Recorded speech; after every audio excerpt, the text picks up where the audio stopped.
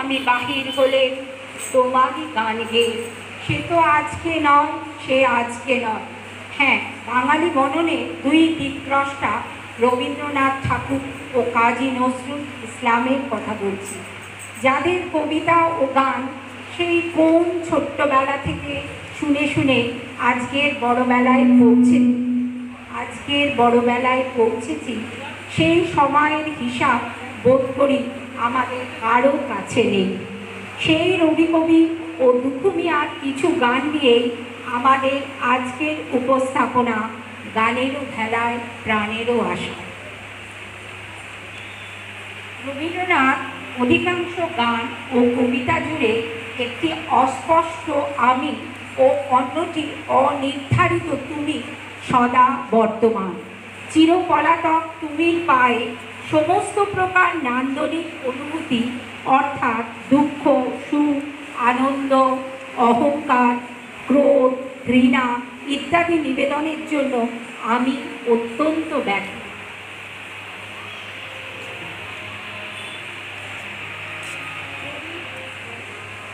কবির আকুতি, আমার মাথা নত করে দাও হে তোমার চরণ ধুলার তলে, সকল অহংকার আমার দাও চোখের জলে।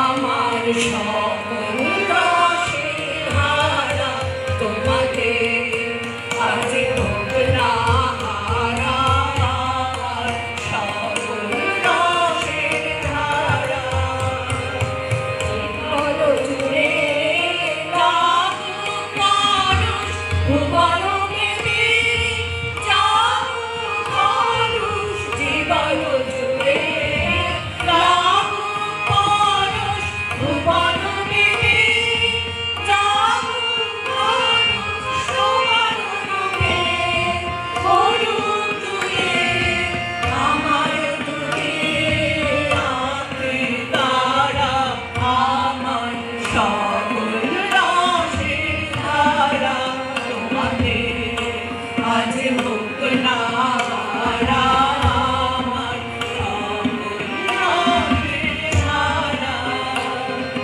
হারিয়ে যাওয়া বন্দি আমার ফিরে তুমি প্রাণে আমার, হারিয়ে যাওয়া বন্দি আমার ফিরে প্রাণে আমার, ছড়িয়ে পড়া আশাগুলি পুড়িয়ে তুমি রঙগুলি, ছড়িয়ে পড়া আশাগুলি পুড়িয়ে তুমি রঙগুলি, গলার ধারে দোলাও তারে কাঁথা তোমার করে সারা, আমার সকল রসের ধারা তোমাকে আজ হোক না হারা, আমার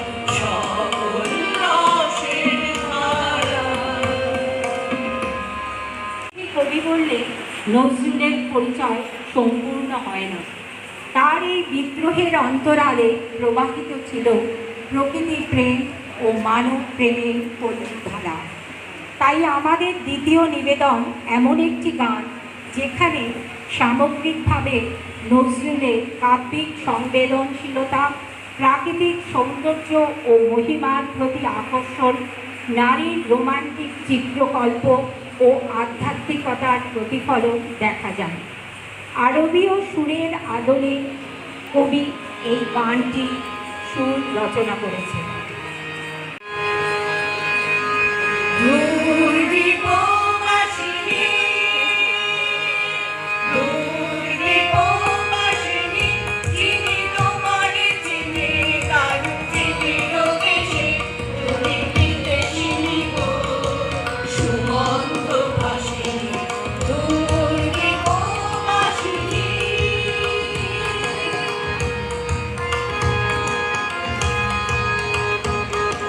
প্রশান্ত সাগরে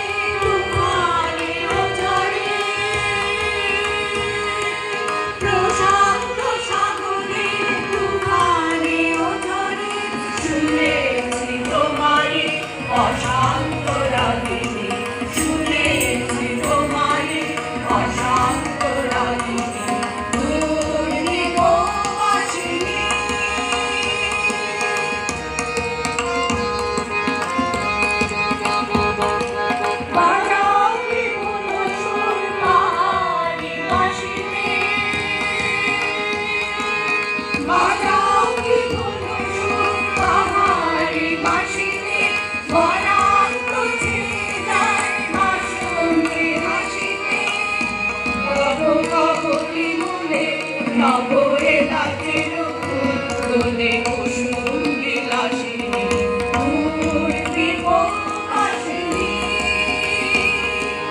দূর দীপবাসিনী।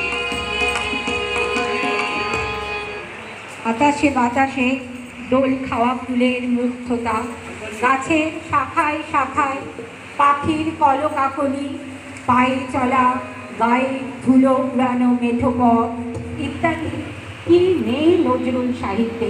প্রকৃতি যেন সরল হয়ে ধরা দিয়েছে তার জীবন বেলা। প্রকৃতির সন্তান হয়ে প্রকৃতির বন্দনা কি উচ্চারিত হয়েছে তার কণ্ঠে।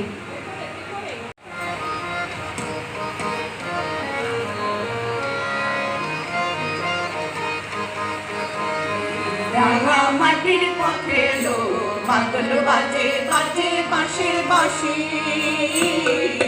মাদল বাজে বাজে বাঁশির বাঁশি।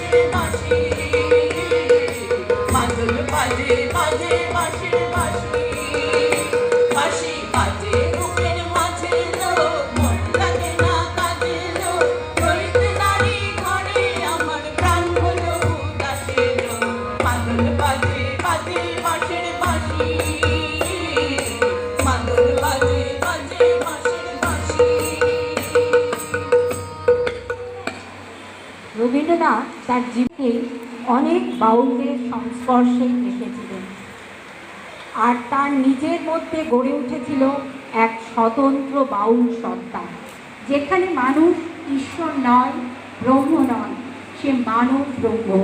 তার জাতি বর্ণ গোত্র নেই।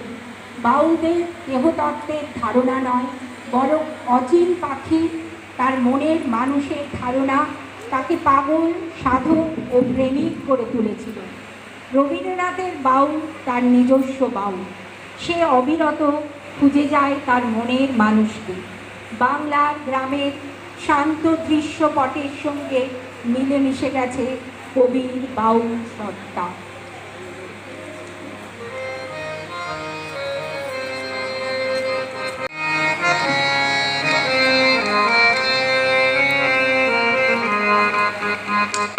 গ্রাম ছাড়া